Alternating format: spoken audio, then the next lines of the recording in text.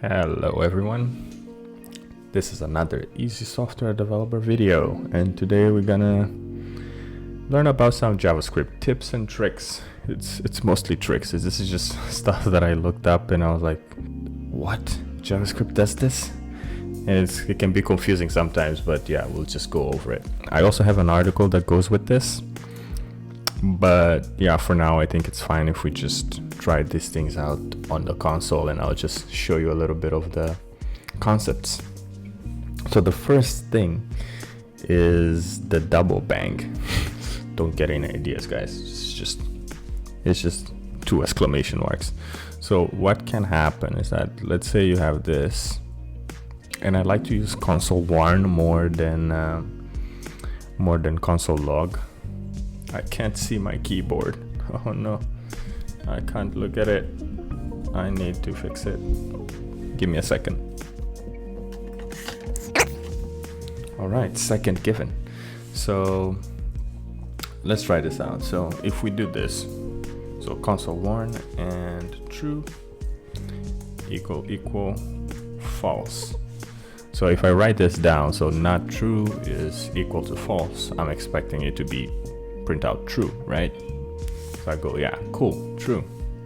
But what you can actually do is that you can get the truthy value of something by using a double bang. So let's say we do, why did my mouse run away? Let's focus.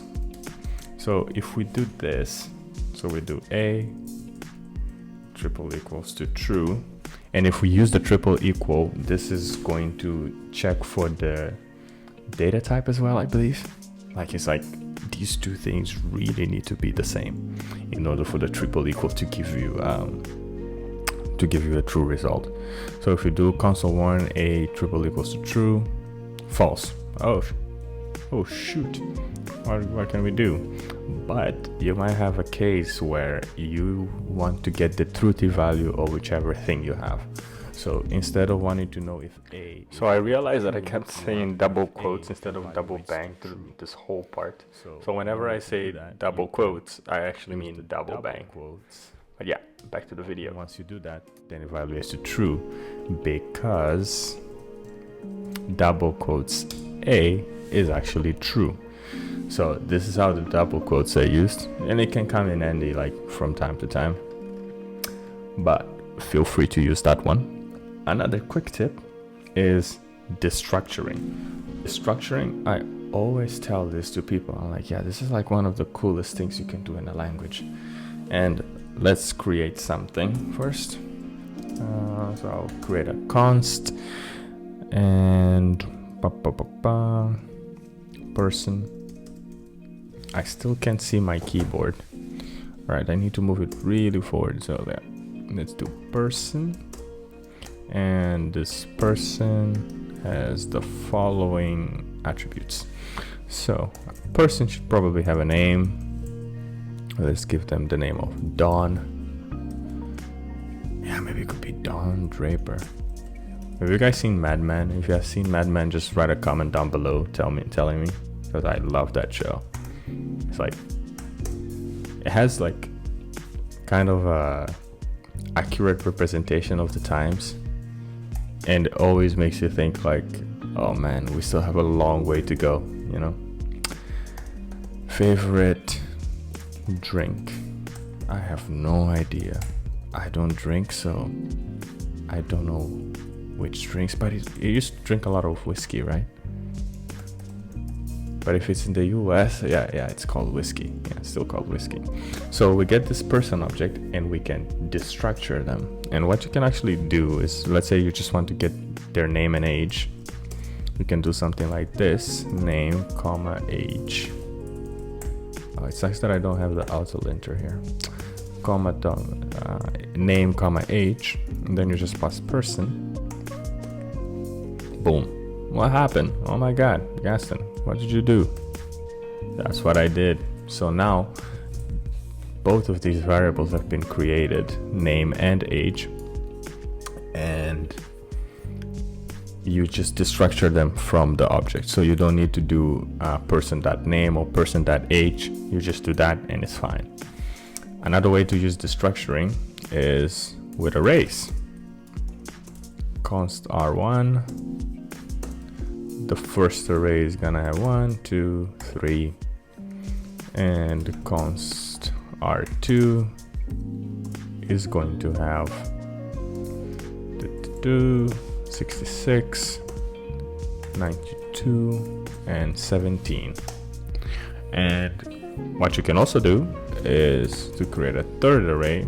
Maybe we don't even need to create a third array. We can destructure both arrays into another array and they'll all be together. So we can do R1, comma, R2, and to destructure them, we just do triple dots and triple dots here. Boom, we join both arrays just like that. Super cool, huh?